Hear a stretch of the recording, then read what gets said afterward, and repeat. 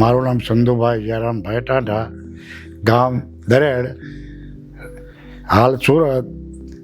ઘણા ટાઈમથી સુરત તો રહું છું, એટલે અહીંયા કિરણ હોસ્પિટલમાં મેં સિનિયર સિટીઝનનું કાર્ડ કઢાવેલું.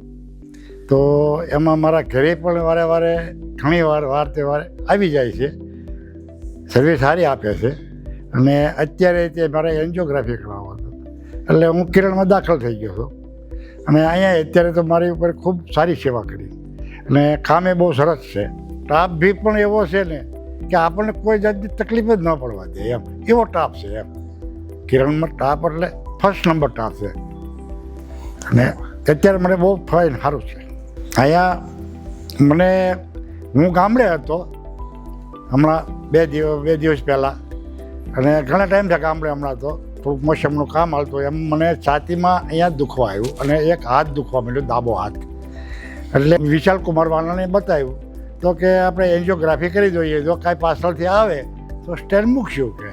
પણ એવું કંઈ નહોતું. મેં આગળ એક સ્ટેન્ડ મુકાવેલું છે, તેના ઉપર સારી આવી ગયેલી, અને ત્યાં લોહી થોડુંક ઘટ થતું હતું, એટલે એણે એ સાફ કરી નાખ્યું. અને અત્યારે બહુ વગર સ્ટેન્ડે મને અહીંયા સુવિધા બહુ સારી મળી. સિનિયર સિટીઝનનું કાર્ડ જે લોકોએ ન કઢાવ્યું હોય તે વહેલાસર કઢાવી લેવાય, કારણ કે આ તમને કંઈ કોઈ રૂપિયો તમારે દેવો નથી, કાંઈ તમારે દેવું નથી, લેવું નથી.